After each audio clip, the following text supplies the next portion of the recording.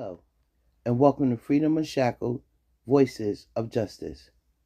I'm your host, Ronnie, and today we're diving into an inspiring moment in our fight for justice, the Parole Justice rally at the New York Capitol that occurred on January 28th.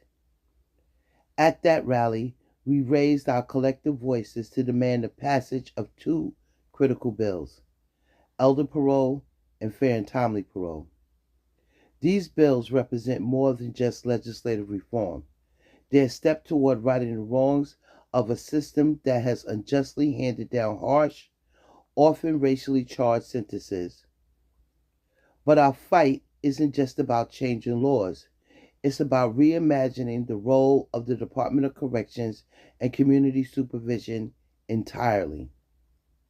Today we'll talk about how these bills fit into the broader movement for criminal justice reform, the importance of raising our voices together, and the role of community activism in creating pathways to justice and transformation. So let's talk about it. At the heart of the rally were two bills that could fundamentally reshape how New York approaches incarceration and second chances, elder parole and fair and timely parole. So we're going to start with elder parole. This bill would allow incarcerated individuals aged 55 and older who have served at least 15 years to be considered for parole. We're not talking about an automatic release, just the opportunity to sit before a parole board and have their cases reviewed. For so many elders who have transformed their lives behind bars, this bill is a lifeline, a chance to come home to their families and communities. Fair and timely parole focuses on making the parole process more just. Right now, the system is riddled with bias, with decisions often based more on the original crime, sometimes these crimes are decades old, than on who the person is today. This bill would ensure that parole decisions are centered on rehabilitation, personal growth, and readiness to reintegrate into society. These bills are about more than just policy. They're about humanity. They're about acknowledging that people can change, that redemption is real, and that our justice system should reflect these truths. And let's be honest, these unjust sentences disproportionately impact Black communities. For decades, our communities have borne the brunt of mass incarceration, with harsher sentences and fewer opportunities for release. These bills are a step toward correcting that racial injustice. They're about giving people the opportunity to rebuild their lives and reconnect with their families. Passing these bills isn't just about freeing individuals, it's about restoring communities. When elders come home, they often become pillars of strength and wisdom, guiding younger generations and helping to heal the wounds that incarceration leaves behind.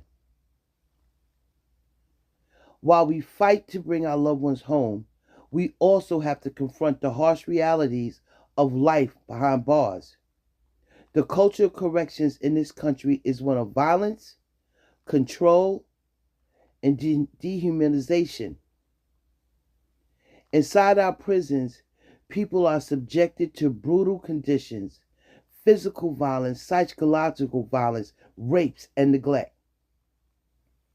This is especially true for those who dare to speak out or resist. The violence isn't just an unfortunate byproduct of the system, it's baked into its very design. But we have to reimagine this system. What could corrections look like if it focused on accountability, growth, and healing instead of punishment and control? This is why our fight isn't just about parole. It's about transforming the entire Department of Corrections and Community Supervision. Legislation like the elder parole and fair and timely parole are pathways to reimagining this system. They force us to ask the bigger questions. What is justice? What is accountability? And how can we create a system that values human dignity?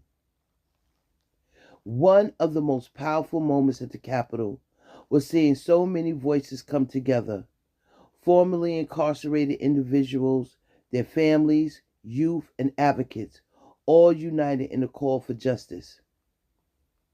My granddaughter and goddaughter stood on the steps of the Capitol and spoke with such passion and conviction.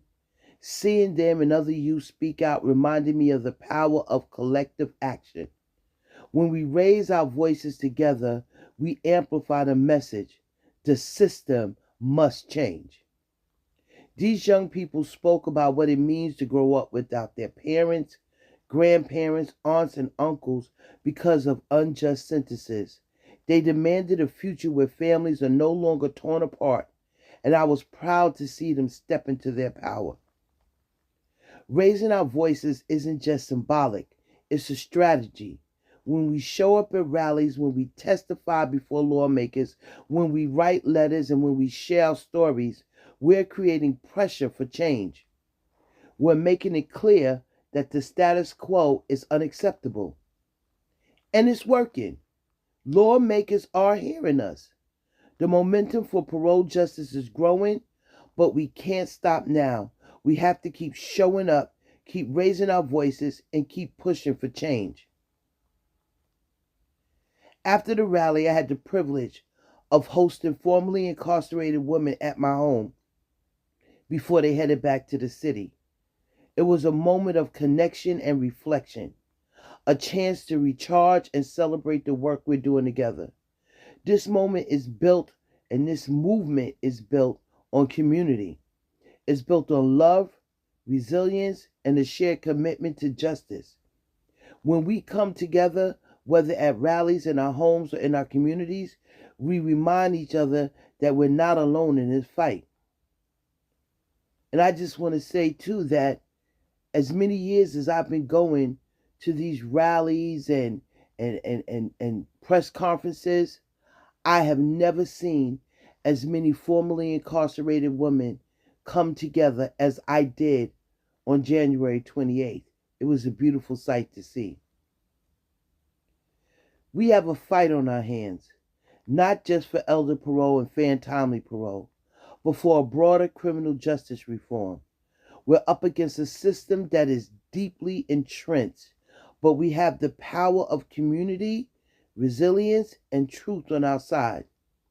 The passage of these bills will be a step in the right direction, but it's just the beginning. We're fighting for a future where justice is truly just, where families are whole, and where communities can heal. I want to leave you with a quote from Malcolm X.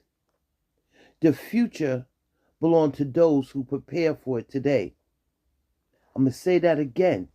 Malcolm X said, the future belongs to those who prepare for it today. Let's carry these words with us as we move forward. Let's remember that the work we do now, showing up, speaking out, and demanding change, is what will shape the future. Thank you for listening to Freedom Unshackled, Voices of Justice. If you believe in this fight, share this episode. Follow us on Twitter. Follow us on Instagram. Follow us on Facebook. And join us in the call for justice. Together we can create a system that values humanity, dignity, and freedom. Until next time, stay strong, stay united, and keep fighting for justice.